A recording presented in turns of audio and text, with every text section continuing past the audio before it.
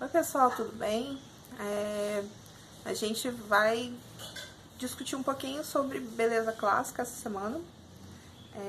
O material foi retirado do livro didático de vocês, então, para quem tem o livro em casa está na página 114, 115, mas de toda forma, para não correr risco, eu disponibilizei aqui no material de vocês o texto integral com as imagens e tudo, então dá para estudar só por aqui. A gente viu na última aula que existem duas ideias básicas de beleza. É claro que se eu fosse discutir estética, principalmente do ponto de vista filosófico, a gente ia se aprofundar muito mais nessas questões, mas aqui o que me interessa é lançar um olhar para essa estética clássica, tá? Essa ideia da beleza que está fundamentada nesses preceitos matemáticos, numa beleza que está fundamentada na simetria, na proporção, que são ideais gregos de beleza. Lembrando que quando a gente fala em ideal, a gente fala de uma coisa que está no campo das ideias, né? O ideal, ele nem sempre é uma coisa real, nem sempre é uma coisa palpável, é mais algo a ser alcançado. Então, a cultura grega, ela tinha essa busca por uma perfeição estética, uma perfeição. Mas a questão é que isso vai permear o pensamento da arte por vários períodos, e isso ainda reverbera, né? Ainda há quem acredite numa beleza padronizada, ainda há quem acredite numa beleza que é inegável, irrefutável e etc. E aí, o que a gente vai ver agora é de como esse ideal estético, clássico, ele vai tramitar entre alguns períodos da história da arte que vocês já estudaram e pensar nisso no neoclassicismo, que é uma coisa que a gente vai estudar. Tá? Então, a gente tem, aqui no começo, falando do helenismo, vocês já viram a arte grega. O helenismo, ele vai ser a fase final, né?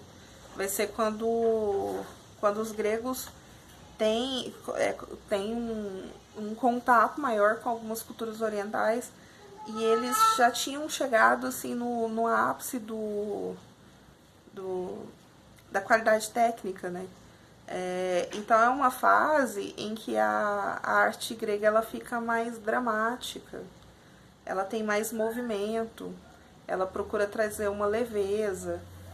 Tem um exemplo aí que é a dançarina velada, que tem que é uma estátua em bronze que tem um tecido que você, mesmo sendo um metal, você consegue perceber a textura e a leveza desse tecido, né? Então, é um período em que os temas cotidianos eles ganham força, né? Mas, sobretudo, o que a gente usa para delimitar melhor é essa característica muito equilibrada, apesar do movimento e de certa dramaticidade na composição corporal, né? E aí depois eu vou falar um pouquinho de Roma, né? Que é uma coisa que quem viu arte grega comigo, eu já comentei isso, que uma curiosidade, muito do que a gente vê hoje como estátua grega, na verdade, é cópia feita pelos romanos. Os romanos tinham verdadeira adoração pela arte grega, eram grandes admiradores, mas eles invadiram e saquearam a Grécia, né? Muita coisa foi perdida nesse processo, e acabou que o que sobreviveu foram cópias feitas pelos romanos.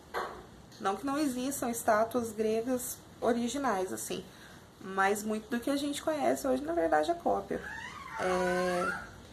E Roma, depois que passa por esse processo, eles começam a incorporar muito da técnica de estatuária grega, só que a gente consegue perceber a diferença do que é grego, do que é romano, principalmente pela temática. Né? Os romanos tinham uma coisa muito cívica, então muita estátua feita de líder político, muito para mostrar poder, né? Muito usada tem muito busto de imperador, então a gente consegue perceber, sobretudo, por essa temática. Mas a técnica de entalhe, o referencial, a proporção, a forma de equilibrar as figuras, ainda é muito calcada nesse ideal grego, né? Aqui adiante vai falar do Renascimento. Renascimento que a gente já trabalhou e que eu falei muito disso, né? De como o Renascimento é uma retomada desses valores. Então a gente tem as primeiras universidades aparecendo, e dentro dessas universidades o aprofundamento no estudo de alguns textos do período clássico da Grécia, e as gráficas também com a possibilidade de popularizar esses textos. Então esses ideais eles reaparecem com força. E a gente tem isso permeando toda a obra renascentista. Mesmo que o tema da Grécia em si não apareça, nem sempre apareça, né? Aparece muitas vezes, nem sempre. A forma de composição, ela traz esses ideais. Né? A forma como Da Vinci, por exemplo, centraliza as figuras, a construção de vários níveis de planos para criar uma profundidade, a perspectiva, a obra muito equilibrada, isso tudo remete diretamente a esse ideal grego de beleza, né? Tanto que o texto de vocês vai trazer como exemplo o nascimento de Vênus, né? Que aparece de maneira muito clara assim, a narrativa da mitologia grega, e além disso a gente tem essas questões compositivas todas que eu já falei. E aí, por fim, vai falar do neoclassicismo. Para quem conseguir se lembrar, eu falei que existiam duas grandes retomadas, né, da estética clássica, da estética grega clássica. Essas duas retomadas são justamente o Renascimento e o neoclassicismo. Tá? Então, o neoclassicismo vai trazer, por exemplo, para a arquitetura de volta o frontão triangular dos templos, né? Vai trazer para a arquitetura também as colunas. Eu gosto até de brincar que eu percebo, eu vejo muito em prédio público esse referencial, aqui mesmo em Goiânia, mas eu já vi muitos escritórios de advocacia, eu acho que justamente para tentar passar essa ideia de equilíbrio, de austeridade, né, que tem essa coisa do frontão triangular, a coisa da coluna, né, que vai aparecer com esse referencial dessa estética.